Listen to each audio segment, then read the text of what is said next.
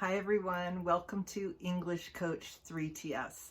I'm Tanya, and today I'm curious about something that is related to learning English. Are you comfortable with prepositions?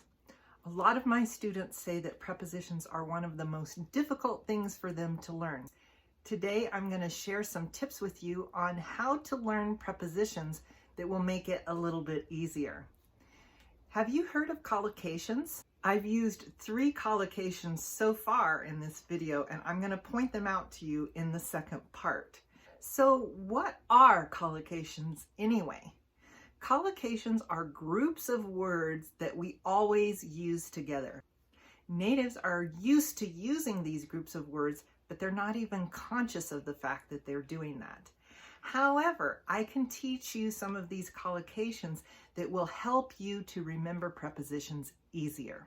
Be sure you watch until the second part of the video where I'm not only going to point out the collocations for you, I'm going to give you some tips on how to learn them that will make it a little easier. I know that you're capable of learning these phrases, so don't be afraid to give it a try. Key to learning them is to be exposed to them, like you're doing right now, to become familiar with them, like I'm going to show you how to do it soon, and then to practice. And I'm going to give you some ideas on how to do that too. You're going to be amazed at your progress when you take the time to learn about these collocations. All you need to do is get serious about learning the different phrases and don't worry about getting them perfect. It's important that you don't get bored with the process.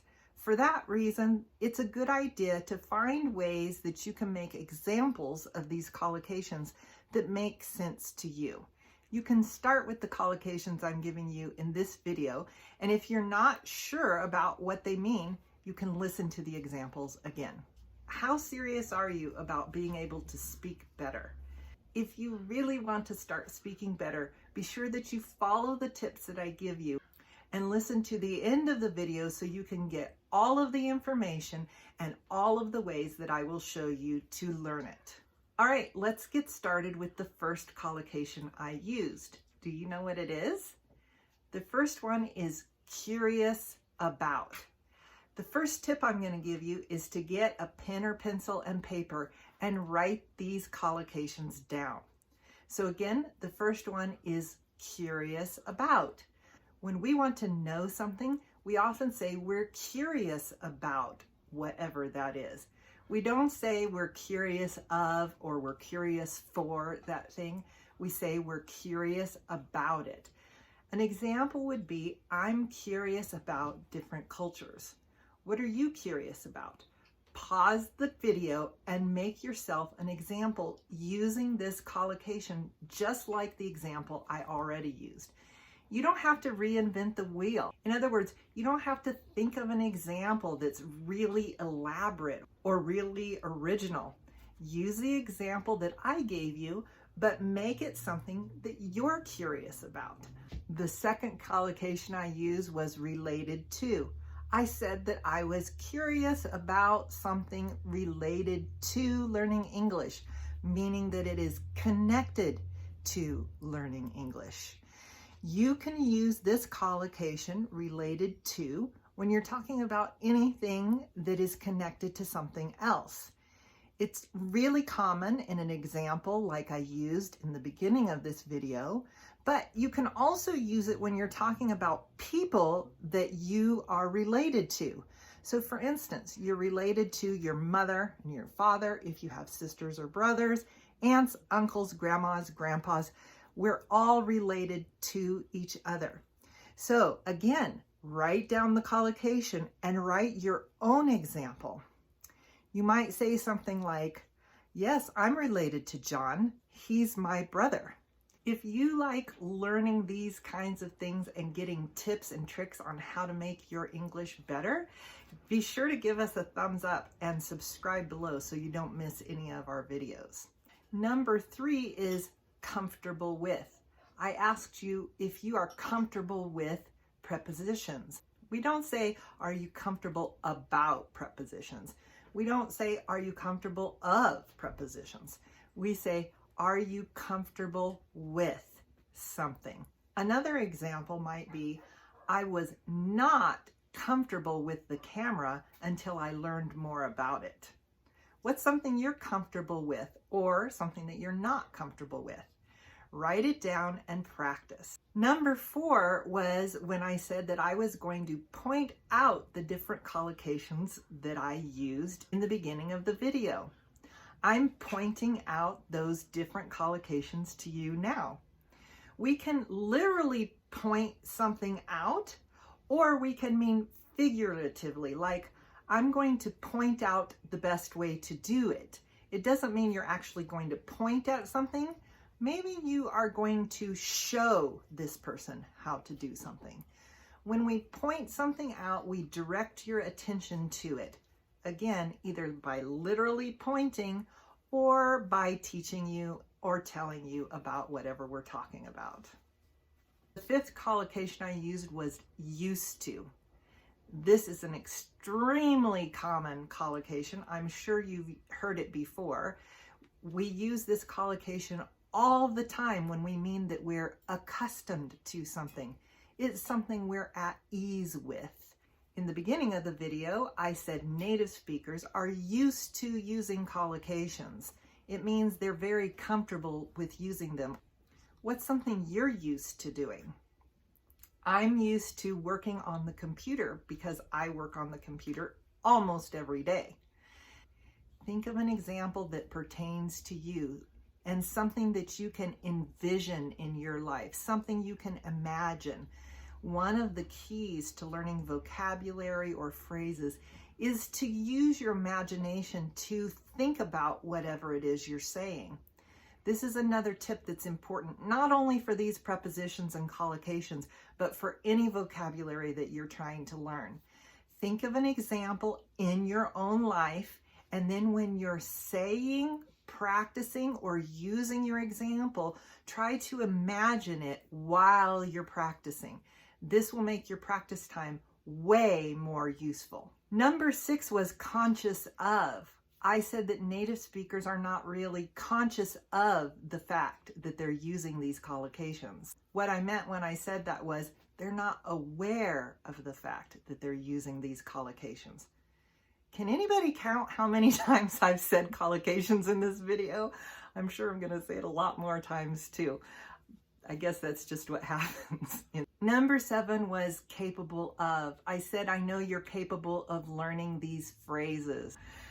I know that you're capable of learning them because really all it takes is the practice and the tips I've already given you and the ones I'm going to give you here in just a little bit. Number 8 is to be afraid of something. I said, don't be afraid of giving this a try.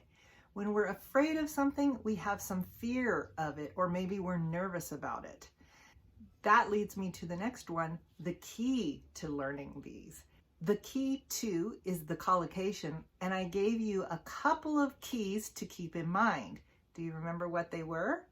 I'll give you a hint. Some of them were collocations. Number 10 was to be exposed to. What does it mean to be exposed to something? To be exposed to something means to be in contact with it, to see it, to hear it. This is the key to learning these collocations. The next key I gave you was to become familiar with these collocations. When we become familiar with something, it means we know a little bit about it.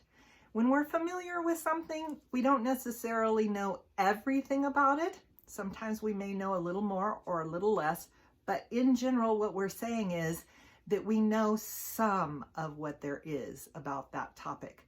So to become familiar with the collocations, you need to be exposed to them, you need to read them, you need to hear them, you need to speak them. We can say that we're familiar with something.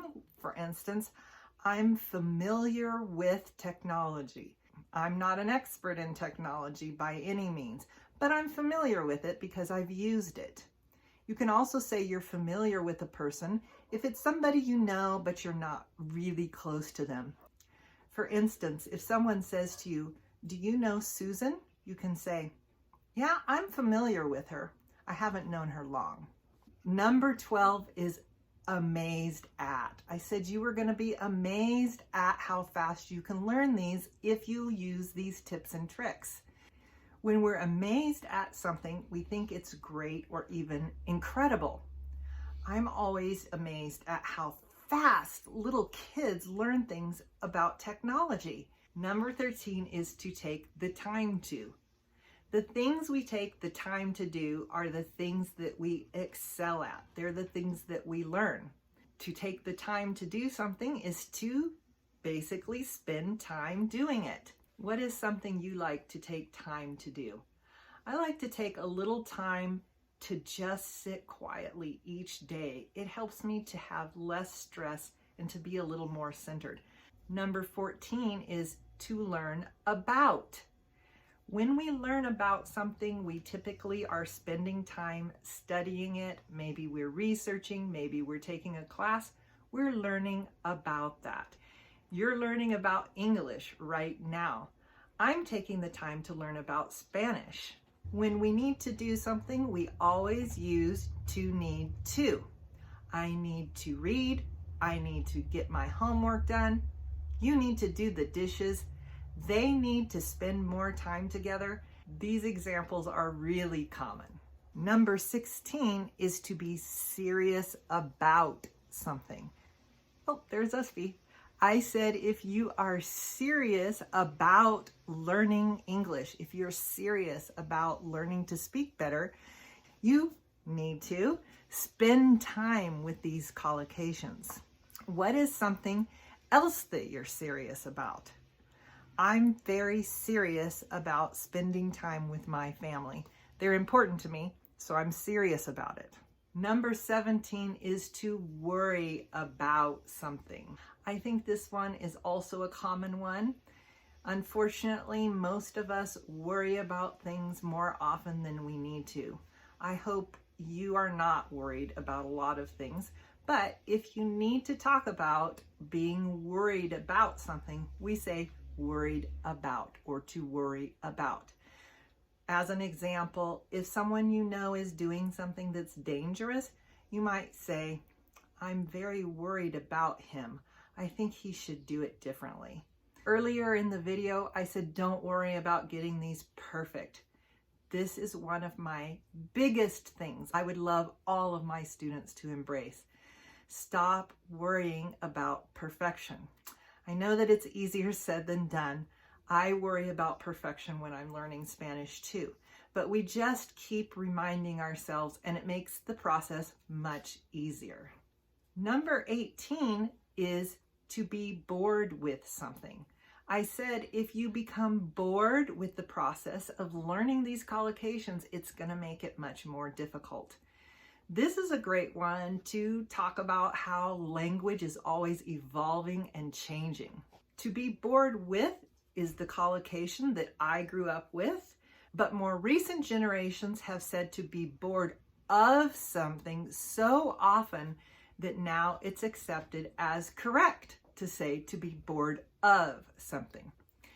I would stick with to be bored with when you're first learning this collocation, and as you get a little more comfortable with it, you could start using to be bored of, especially in very casual conversations.